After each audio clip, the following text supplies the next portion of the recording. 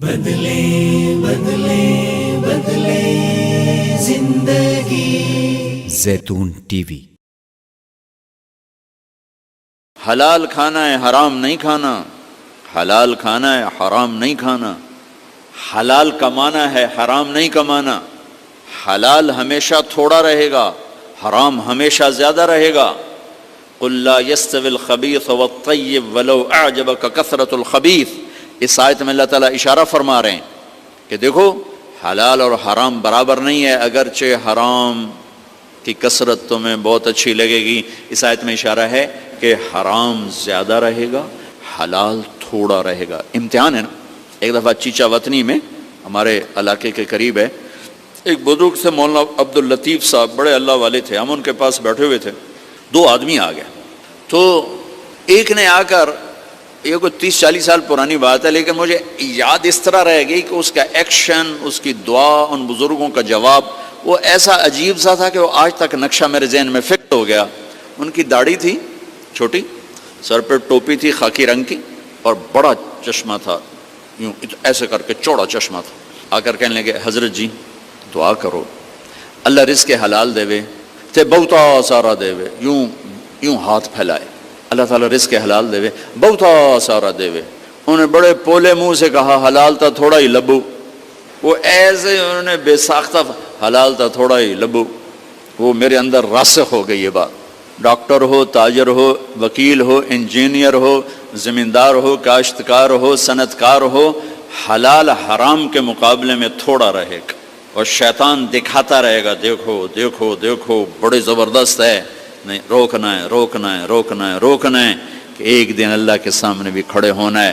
اگر یہ مریض کل کو قیامت کے دن زاہد کا گریبان پکڑ کے کھڑے ہو گیا، یا اللہ میری تو 5 روپے کی دوائی سے بھی کام چل سکتا تھا، اس نے 100 روپے کی گولی لے کر دی، تو پوچھ اس سے، تو کیا جواب دو گے اس نے؟ اگرچہ یہ ایسا نہیں کرتا مجھے پتا ہے، اس لیے میں نے اس کا نام لیا ہے، تو کیا جواب دے گا وہ؟ تو دوسری بتائی کلو من الطیبات، حلال کھانا ہے، حرام نہیں کھانا۔ پھر تیسرا کھانے کا اصول بتایا، کلو واشربوا ولا تسرفوا، کھاؤ بھی صحیح پیو بھی صحیح، پیٹ بھر کے نہ کھانا ورنہ بیماریوں کا شکار ہوتے رہو۔ دیکھو نا، کھانا گوشت، روٹی، چاول، سویٹ ڈش تباہی پھیر دی، تو کم از کم اب ڈاکٹر تو اچھا نمونہ پیش کرو۔ تو پہلا اصول بتایا ہے انسان اچھا کامل نمونہ کب بنتا ہے؟ صحت اچھی۔ صحت اچھی کیسے ہوتی ہے؟ غذا صحیح، غذا۔ زیتون کڑوا ہوتا ہے، انجیر میٹھی ہوتی ہے۔ تو ایک بدو نے یہ آیت سنی، کہنے لگا یار یہ اللہ تعالیٰ قسم اٹھا رہا ہے، انجیر کی قسم، ان کی قسم، یہ کوئی بڑی مزدار چیزیں ہوں گی میں کھاتا ہوں۔ تو اس نے انجیر کھائی، انجیر تو واقعی مزدار ہوتی ہے، کہنے لگا بھائی واقعی اللہ نے صحیح قسم اٹھائی ہے۔ پھر زیتون کھایا، زیتون کڑوا ہوتا ہے، تو کہنے لگا لگتا ہے اللہ تعالیٰ نے چکھے بغیر ہی قسم اٹھا دی ہے اس کی۔ والتین والزیتون۔ تو میں آپ سب سے، بچوں سے، بچیوں سے، ڈاکٹروں سے کہتا ہوں اپنی غذاؤں کو، بیکری سے باہر آؤ، بیکریوں سے نکلو، بسکٹوں سے، پیسٹریوں سے، کیک سے، سموسے، پکوڑے۔ اپنے نبی کا چارٹ پڑھو، میرے نبی کیسے کھاتے تھے، کیا کھاتے تھے، کم از کم اس سے راستہ مل جائے گا۔ وہ غذائیں تو ہم نہیں کھا سکتے لیکن کم از کم ہمیں راستہ تو ملے گا۔ کبھی آپ نے بھنا ہوا گوشت زندگی بھر نہیں کھایا، بھنا ہوا گوشت، ہماری کڑھائیوں سے سارا بازار بھرا پڑا ہے، زندگی بھر بھنا ہوا گوشت نہیں کھایا، اور گوشت کھایا تو صرف گوشت ہی کھایا۔ اور آپ کو گوشت میں بکرے کی دستی پسند تھی، اگلا حصہ، گردن کا گوشت پسند تھا، دستی کا گوشت پسند تھا۔ عبید رضی اللہ تعالیٰ عنہ باورچی تھے، وہ دیگ چڑھائے ہوئے کھڑے تھے، تو آپ نے کہا عبید مجھے دستی پکڑانا۔ عربوں میں بوٹیاں نہیں بناتے تھے، پورا حصہ ڈالتے تھے، تو انہوں نے ایسے ڈوئی ڈالی اور دستی نکال کے آپ کو پیش کی۔ آپ نے دونوں ہاتھوں سے پکڑ کر ساری کو ایسے نوچ نوچ کے کھایا، یوں پھینک دی، کہا عبید دستی پکڑانا۔ تو اس نے پھر آپ کو یوں پیش کی، آپ نے دونوں ہاتھوں سے یوں نوچ کے اسے کھایا، پھر یوں پھینک کر کہا عبید دستی پکڑانا۔ وہ کہنے لگے یا رسول اللہ اب بکرے میں تو 2 ہی ہوتی ہیں، اگر تیرا بھلا ہو جائے، اگر تو میرے کہنے پہ ڈوئی ڈال دیتا تو جب تک میں کہتا رہتا اللہ میرے لیے نکال کے مجھے کھلاتا رہتا۔ تیری بے یقینی نے کام خراب کر دیا۔ اب باہر نکلے، صحابہ بیٹھے تھے، آپ نے کہا کیوں بیٹھے ہو؟ کہا جی بھوک نے ستایا ہے، باہر آ گئے ہیں، سردیوں کا زمانہ۔ تو آپ نے حضرت علی سے فرمایا علی جاؤ یہ کھجور سے کہو اللہ کا رسول کہتا ہے ہمیں تازہ کھجوریں دو. اگر حضرت علی بھی عبید کی طرح کہہ دیتے کہ جی یا رسول اللہ کھجوریں تو سردیوں میں کوئی نہیں ہوتی، تو پھر وہیں اللہ کی مدد رک جاتی. تو علی کا مقام تو عبید سے بہت اوپر تھا. وہ ایک دم اٹھے، کہنے لگے اللہ کا رسول کہہ رہا ہے ہمیں تازہ کھجوریں چاہیے. تو شدید سردی میں درختوں کھجور کے پتوں سے تازہ ٹپ ٹپ ٹپ کھجوریں اتنی گریں کہ پوری چادر بھر گئی. تو آپ نے چادر اٹھا کے لاؤ بھائی کھاؤ بھائی. آپ نے سب کو کھلایا. تو آپ کو گوشت میں دستی پسند تھی، لیکن آپ گوشت کھاتے تھے، ساتھ اور کوئی چیز نہیں کھاتے. تو ایک آپ سے یہ کہ ایک مسلمان کے ذمے ہے اپنی صحت کی حفاظت کرے، کہ اس سے کام لینا ہے، دنیا کا بھی، دین کا بھی، خدمت کا بھی. ایک مریض کو سکھ پہنچانا کتنی بڑی بات ہے. میرے نبی نے کہا قیامت کے دن اللہ تعالیٰ فرمائیں گے ایک آدمی سے، میرے بندے میں بیمار تھا تو نے میرا حال ہی نہ پوچھا. وہ کہے گا یا اللہ آپ تو بیمار ہو ہی نہیں سکتے. تو اللہ تعالیٰ فرمائیں گے میرا فلاں بندہ جو بیمار تھا اگر تو اس کا حال پوچھتا تو ایسا تھا جیسے تو نے میرا ہی حال پوچھا. تو جب حال پوچھنے پر یہ مقام ہے تو علاج کرنے پہ کیا ہوگا، کسی کو سکھ پہنچانے پہ کیا ہوگا. صرف حال پوچھنے پر. اور کیا کہا فلاں بندہ، یہ نہیں کہا میرا مومن بندہ، متقی بندہ، نیک عورت، اچھی عورت، فلاں بندہ بندی. کوئی ہندو، سکھ، دیری، عیسائی، مسلمان، کافر، مشرک بیمار تھا، حال پوچھتے. ایک یہودی بچہ آپ کی خدمت میں آیا کرتا تھا، کچھ دن نہیں آیا. آپ نے کہا وہ بچہ کہاں ہے؟ کہا جی بیمار ہے. کہا چلو اس کا حال پوچھیں. 7 میل پیدل چل کے گئے اس کا حال پوچھنے. ہم اپنے بھائی کا حال نہیں پوچھنے جاتے؟ تو میرے عزیزو، ایک چارٹ ہے اس جسم کا، اس کو وہ دینا جو اللہ اس کا رسول کہتا ہے. پھر دوسرا ہے جسم کے ساتھ روح کا. روح باقی رہتی ہے، جسم مٹی میں مل کے خاک ہو جاتا ہے، صفر ہو جاتا ہے.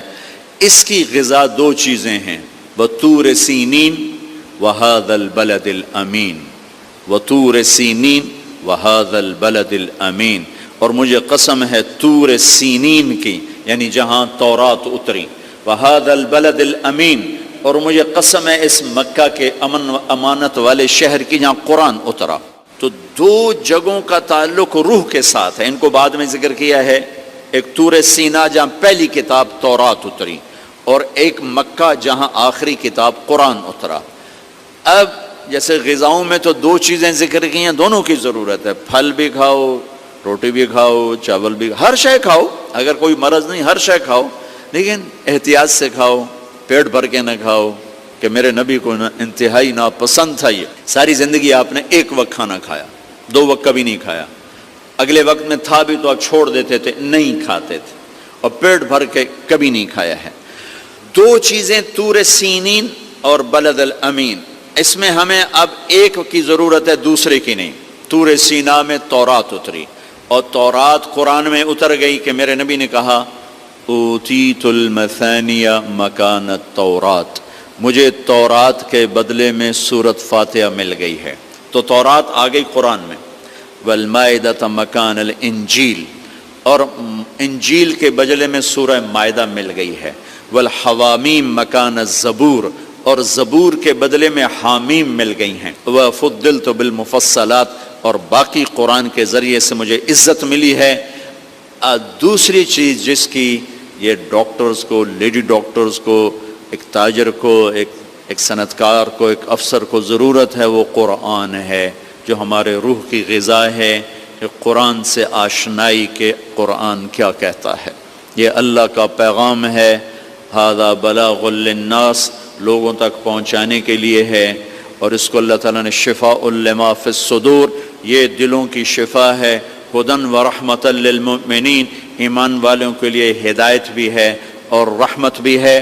ان ھذا القرآن یہدی للتی ہی اقوم، یہ سیدھا راستہ بھی بتاتا ہے. یہ وہ کتاب ہے جس کا ٹائٹل ہے لا ریب فی. ساری دنیا کے دانشور جو مرضی لکھیں، کوئی یہ نہیں لکھ سکتا کہ جو کہہ رہا ہوں شک سے بالا تر ہے. میرے رب کا فرمان ہے کہ جو کچھ اتارا جا رہا ہے، کہا جا رہا ہے، یہ شک و شبہ سے بالا تر ہے. دوسری چیز اس کی ڈاکٹر کو بھی ضرورت ہے، اور تاجر کو بھی ضرورت ہے، عالم کو بھی ضرورت ہے، بچیوں کو ضرورت ہے، آپ کو ضرورت ہے، ایک میاں بیوی کو ضرورت ہے. وہ قرآن ہے۔ قرآن زندگی گزارنے کا طریقہ بتاتا ہے، اللہ سے کیسے جڑنا ہے یہ طریقہ بتاتا ہے، اللہ کے بندوں سے کیسے جڑنا ہے یہ طریقہ بتاتا ہے۔ اللہ سے جڑنے کا ذریعہ ہے کبیرہ گناہوں سے بچنا، اتق المحارم تکن اعبد الناس، کبیرہ گناہوں سے بچو، اللہ کے عبادت گزار بن جاؤ گے۔ اللہ سے جڑنے کا ذریعہ ہے اس کی بندگی اور اطاعت اور اس کے فرائض کا ادا کرنا۔ اس کے فرائض میں نماز سر فہرست ہے، 700 دفعہ قرآن میں نماز کا ذکر آیا ہے، اور 10 دفعہ اقیموا الصلاۃ وآتوا الزکاۃ، اقیموا الصلاۃ وآتوا الزکاۃ، اقیموا الصلاۃ وآتوا الزکاۃ، 10 دفعہ اللہ نے کہا نماز پڑھو زکوٰۃ دو، نماز پڑھو زکوٰۃ دو۔ عبادات میں مردوں عورتوں کے لیے نماز سب سے اعلیٰ درجے کی چیز ہے۔ جعلت قرۃ عینی فی الصلاۃ، آپ کلاس لے رہے ہیں، نماز سر پہ آ گئی ہے، اب آپ مسجد کی طرف بھی جائیں، آپ کلینک میں بیٹھے ہیں، نماز کا وقت آ گیا ہے، آپ 10 منٹ کا وقفہ لیں اور اپنے اللہ کے سامنے سجدے میں سر رکھیں، پھر آپ اپنے کلینک پر آئیں۔ آپ آپریشن کر رہے ہیں، وہاں سے نکلنا مشکل ہے، اب 10 منٹ بعد نماز پڑھ لیں، لیکن چھوڑنے کی گنجائش نہیں ہے۔ گھر میں بچوں کے ساتھ خاتون مشغول ہے، اللہ کا بلاوا آ گیا، اب اللہ کے سامنے کھڑے ہو جائیں کہ اللہ تعالیٰ نے آپ کو بلایا ہے، اور یہ سر زمین پہ رکھنا میری آپ کی سب سے بڑی معراج اور عزت اور عظمت اور کامیابی ہے۔ اور میرے نبی کا دنیا سے جاتے ہوئے آخری پیغام تھا الصلاۃ، میری امت نماز نہ چھوڑنا۔ علی رضی اللہ تعالیٰ عنہ کو تیر لگا جنگ میں، اور تیر ران میں لگا، وہ ایسا کھب گیا کہ نکالیں تو نکلتا نہیں تھا، زور لگائیں تو درد ہوتا تھا، تو ان کا اسے چھوڑ دو۔ نماز کے لیے کھڑے ہو گئے، نماز کی نیت باندھ کے کھڑے ہو گئے، نماز شروع کر دی، تو انہوں نے نماز کے دوران تیر نکالا تو ان کے جسم میں اتنی جنبش بھی نہیں ہوئی۔ نماز کے بعد فرمانے لگے تیر کا کیا بنا؟ کہا جی نکال لیا، کہ مجھے تو کوئی پتہ نہیں چلا۔ عروہ بن زبیر رضی اللہ عنہ کے پاؤں کا وہ گینگرین ہوگی، گینگرین، تو وہ ڈاکٹروں نے کہا جی اب یہ کاٹنا پڑے گا، نہیں کاٹا تو آگے اوپر جائے گا سارا۔ ان کا ٹھیک ہے کاٹ دو، کہا پھر آپ شراب پی لیں تاکہ آپ بے ہوش ہو جائیں، پھر ہم کاٹ دیں۔ فرمانے لگے کہ شراب اور ایمان ایک پیٹ میں جمع نہیں ہو سکتے، جس پیٹ میں شراب جاتی ہے اس سے ایمان نکل جاتا۔ تو فرمایا میں ایسا کرتا ہوں، میں نماز شروع کرتا ہوں تو میرا پاؤں کاٹ دینا۔ تو بیٹھے اور ایک پاؤں ایسے پھیلا دیا اور نماز کی نیت باندھ کے بیٹھ گئے۔ تو انہوں نے نماز کے دوران ان کا پاؤں کاٹا، اس کی پٹی کی، اور ان کا جسم اتنا بھی نہیں ہلا، اتنا۔ سلام پھیرنے کے بعد کہنے لگے پاؤں کاٹ دیا؟ کہنے لگے جی کاٹ دیا۔ کہ مجھے تو کوئی پتہ نہیں چلا، کہ مجھے دکھاؤ کدھر ہے؟ ان کا یہ ہے۔ تو اپنے پاؤں کو پکڑا اور یوں، اے اللہ تو گواہ ہے، میرا یہ پاؤں کبھی تیری نافرمانی میں ایک دفعہ بھی نہیں اٹھا، ایک قدم بھی اس پاؤں سے میں تیری نافرمانی میں نہیں چلا۔ رابعہ بصری رحمۃ اللہ علیہ اپنے خامن سے فرماتی رات کو غسل کر کے کپڑے پہن کے خوشبو لگا کہ آپ کو میری ضرورت ہے؟ اگر وہ کہتے نہیں تو پھر کہتی مجھے اجازت ہے میں اپنے اللہ سے بات کر لوں؟ کہنے لگے ہاں اجازت ہے۔ پھر ساری رات سجدے میں گزر جاتی تھی اور نفلوں میں گزر جاتی تھی اور رونے دھونے میں گزر جاتی تھی۔ جوانی میں فوت ہو گئی، 40 سال کی عمر میں۔ جب ان کا انتقال ہوا تو ایک خادمہ ساتھ تھی، اس سے فرمانے لگی دیکھو میں جب مر جاؤں نا تو مجھے راتوں رات دفن کرنا ہے، اور جس کرتے میں میں تہجد پڑھتی تھی وہ مجھے کفن دینا ہے، اور کسی کو بتانا نہیں۔ تو اگلے دن وہ خواب میں ملی اسی خادمہ کو۔ ان کا ماں جی آپ کے ساتھ کیا ہوا؟ کہا منکر نکیر آئے تھے قبر میں، مجھ سے کہنے لگے من ربکی، تیرا رب کون ہے؟ تو میں نے کہا سبحان اللہ، 40 سال جسے نہ بھلا سکی، 4 ہاتھ زمین کے اندر آ کے اسے بھول جاؤں گی؟ تو منکر نکیر کہنے لگے چلو اس کا حساب کیا لینا۔ تو انہوں نے بڑی خوبصورت پوشاک پہنی ہوئی تھی، کہا آپ کا تو کفن وہ تہجد والا کرتا تھا، یہ سبز ریشم کہاں سے آ گیا؟ کہ یہ سبز ریشم مجھے اللہ نے پہنایا ہے، اور تہجد کا کرتا لپیٹ کے رکھ دیا گیا ہے، قیامت کے دن میرے اعمال کے اندر اس سے بھی تولا جائے گا، میرا وہ کرتا بھی تولا جائے گا جس میں وہ تہجد پڑھا کرتی تھی۔ تو اگر ہم تہجد نہیں پڑھتے کم از کم فرض نماز تو ہو جائے۔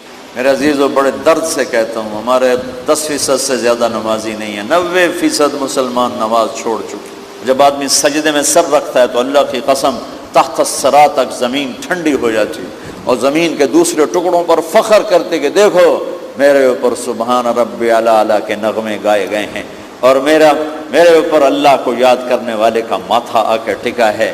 میں آپ سب بچوں کی، آپ کے اساتذہ کی منت کرتا ہوں کہ آپ کا پیشہ بڑا عالی شان پیشہ ہے، آپ تاجر نہ بنو، ڈاکٹر بنو۔ آپ بچیوں سے بھی کہتا ہوں، اگر اللہ کل کو تمہاری چلا دے میڈیکل تو تاجر نہ بننا، ڈاکٹر بننا، مسیحا بننا، ظالم نہ بننا، پتھر دل نہ بننا کہ آنے والے کی ہائے تمہیں رولانے کے بجائے مزید پیسے بنانے کے لیے کھڑا کر دے۔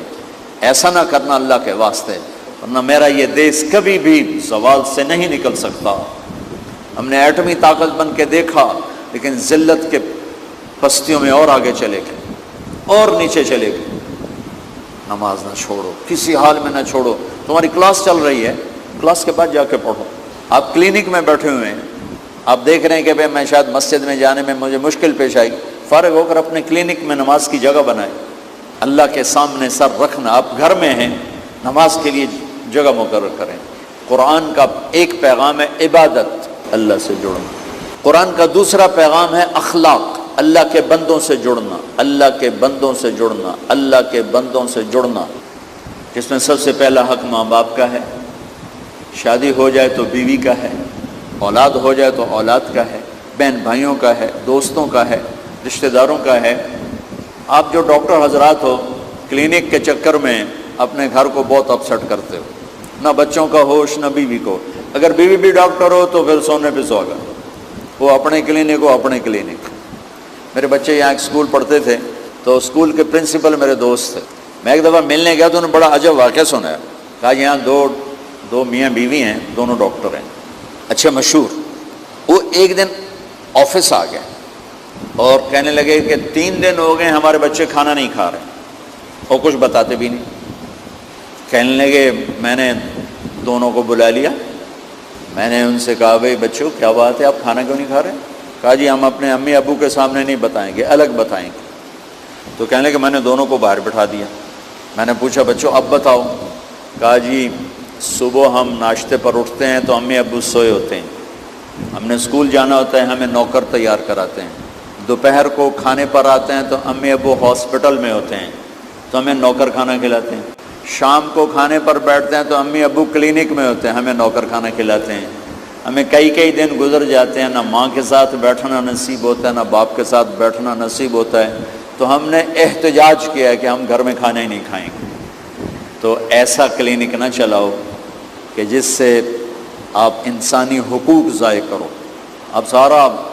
اب مریض اتنے زیادہ ہیں کہ سارا دن ساری رات بیٹھو، مریض ختم نہیں ہوں گے۔ تو ان لنفسک علیک حقا، آپ کی جان کا آپ پر حق، ان لزوجک علیک حقا، آپ کی بیوی کا آپ پر حق ہے، آپ کی اولاد کا آپ پر حق ہے، آپ کے مہمان کا آپ پر حق ہے، آپ کے مریض کا آپ پر حق ہے۔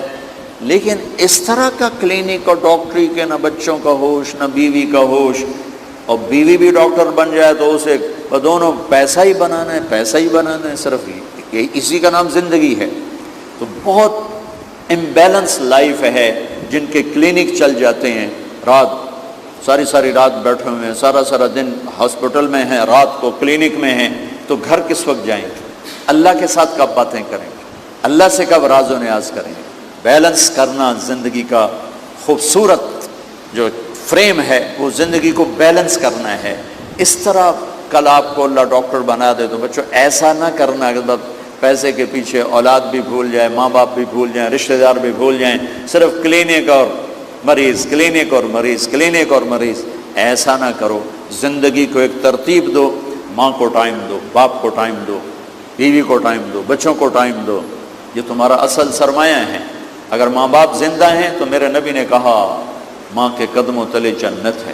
میرے نبی نے کہا کاش میری ماں زندہ ہوتی، میں اس کی ایسی خدمت کرتا کہ میں عشاء کی نماز کے مصلی پہ کھڑا ہوتا اور میں سورۃ فاتحہ پڑھ رہا ہوتا اور ادھر سے آواز آتی محمد، میری ماں مجھے بلاتی تو میں ماں کے لیے نماز توڑ دیتا، میں کہتا اماں جی حاضر، میں حاضر۔ ان رشتوں کو ٹائم دینا، باپ کو ٹائم دینا، مریض ہے اس کو ٹائم۔ ایک بدو نے اپنی ماں کو اٹھایا ہوا کندھے پر اور حج کرایا، طواف کرایا، پھر اپنی ماں سے پھر حضرت عبداللہ بن عمر سے کہنے لگا کیوں جی میں نے ماں کو حج بھی کرا دیا، طواف بھی کرا دیا، میں نے ماں کا حق ادا کر دیا؟ تو عبداللہ بن عمر نے فرمایا کہ تیری ماں نے تجھے پالتے ہوئے جو تھک تھک کے لمبے سانس بھرے لیے لاکھوں کروڑوں اربوں، ان میں سے بھی ایک سانس کا حق بھی ادا نہیں ہوا۔ اور ایک شخص نے خراسان سے اپنی ماں کو اٹھایا، یہ خراسان ایران میں، اور پیدل مکے پہنچا کندھے پر بٹھا کر، پیدل، اور حج کرایا۔ اور عبیداللہ بن عمیر رحمۃ اللہ علیہ سے کہا کیوں جی حضرت؟ میں نے ماں کو کندھے پہ بٹھا کر پیدل حج کرایا، میں نے ماں کا حق ادا کر دیا؟